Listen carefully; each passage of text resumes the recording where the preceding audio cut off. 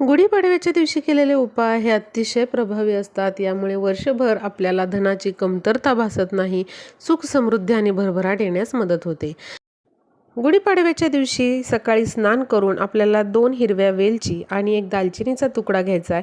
हे उजव्या हातामध्ये घेऊन तुम्हाला देवघरासमोर बसायचं आहे.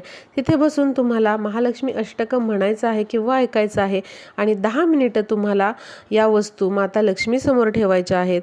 आणि माझ्या घरामध्ये अखंड माता लक्ष्मीने वास करावा, माझ्या घरच्यांची प्रगती व्हावी, घरामध्ये सुख समृद्धी भरभराट यावी, वर्ष आम्हाला सुख समृद्धीचं जावं अशी प्रार्थना करायची आहे. आणि त्यानंतर या वेलची आणि दालचिनीचा तुकडा उकळत्या चहामध्ये घालून हा चहा घरातील सर्वांना प्यायला द्यायचा आहे.